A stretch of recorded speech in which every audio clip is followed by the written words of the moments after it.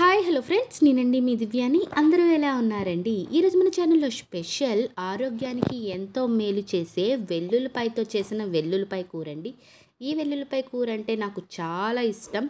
అయితే ముఖ్యంగా ఈ వెల్లుల్లిపాయల కూరను ఎక్కువగా డెలివరీ అయిన లేడీస్కి ఎక్కువ చేస్తూ పెడతారండి. అయితే ఈ వెల్లుల్లిపాయ కూర నేను ఏ విధంగా చేశానో ఒక్కసారి మీకు చూపిస్తాను. వీడియోలోకి వెళ్ళిపోదాం రండి. ముందుగా వెల్లుల్లి రెబ్బల్ని పొట్టు తీసి రెడీ చేసి పెట్టుకోవాలండి. అదేవిధంగా చిన్న సైజు వెల్లుల్లి రెబ్బలన్నీ కూడా తీసి పక్కన పెట్టుకోండి. ఇప్పుడు పెద్ద వెల్లుల్లి రెబ్బలన్నిటినీ కూడా దంచిన దాంట్లో వేసి దంచుకోవాలండి. నేనైతే ఒక కప్పు వెల్లుల్లి రెబ్బల్ని తీసుకున్నాను. ఇవన్నీ కూడా చక్కగా దంచిన దానిలో వేసి దంచుకోవాలండి. మరీ ఎక్కువగా దంచన అవసరం లేదు. కచ్చా పచ్చగా దంచితే సరిపోతుంది. మీకు వీడియోలో చూపించిన విధంగా ఈ మాదిరిగా ఉంటే సరిపోతుంది. ఇలా దంచిన దాన్ని తీసి పక్కన పెట్టుకోండి. ఇప్పుడు స్టవ్ పై ఒక చిన్న మూకుడు పెట్టుకోవాలి. ఇప్పుడు దీనిలో నూనె వేసుకోవాలండి. ఇది డెలివరీ అయిన ఆడవాళ్ళకి వేసేటప్పుడు మాత్రం నువ్వుల నూనె వేస్తారు. నేను మామూలు నూనె వేసి చేస్తున్నాను. ఇప్పుడు నూనె కాగిన తర్వాత పోపు దినుసులు వేసుకోవాలి. ఆవాలు, మినపప్పు, జీలకర్ర వేసుకోవాలి. అదేవిధంగా 3 ఎండుమిరపకాయలను చిదుముకొని వేసుకోండి. ఇప్పుడు చిన్న వెల్లుల్లి రెబ్బలు తీసి పక్కన పెట్టుకున్నాం కదండి, ఆ వెల్లుల్లి రెబ్బలను కూడా ఇందులో వేసుకోండి. ఇప్పుడు ఒక చిన్న ఉల్లిపాయని ముక్కలుగా కట్ చేసుకొని ముక్కలు కూడా వేసుకోండి. చిన్న ఉల్లిపాయ సరిపోతుంది. ఇప్పుడు ఇవన్నీ కూడా బాగా వేగాలండి.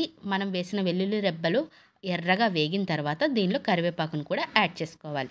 కరివేపాకు వేసిన తర్వాత ఒకసారి దీన్ని బాగా వేపుకోండి. ఇవన్నీ కలిపి బాగా వేగాయి అన్న తర్వాతే మనం దంచి పెట్టుకున్న వెల్లుల్లి రెబ్బల పొట్టును మొత్తం వేసుకోండి. ఇప్పుడు సిమ్లోనే దీన్ని వేగనివ్వాలండి. మనం వేసిన వెల్లుల్లి రెబ్బలు మాడకూడదు. మాడకుండానే దీన్ని వేపుకోవాలి. ఇలా వేగుతున్న దానిలోనే ఒక అర టీ స్పూన్ పసుపును యాడ్ చేసుకోండి. పసుపు బాగా వేసి వేపుకోవాలండి.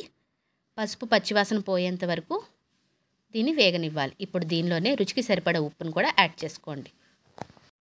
ఉప్పు వేసిన తర్వాత సిమ్లోనే వేయించుకోవాలి. ఇది మొదటి నుంచి చివరి వరకు సిమ్లోనే వేయించుకోవాలండి, లేదంటే మాడిపోతుంది.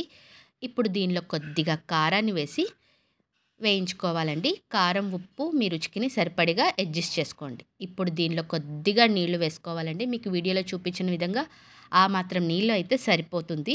ఇప్పుడు నీళ్లు వేసి ఒకసారి దీన్ని బాగా కలుపుకోవాలండి. మనం వేసిన నీళ్లు మొత్తము ఇంకిపోయి పైకి నూనె తేలుతుంది. అంతవరకు దీన్ని వేయించుకోవాలి.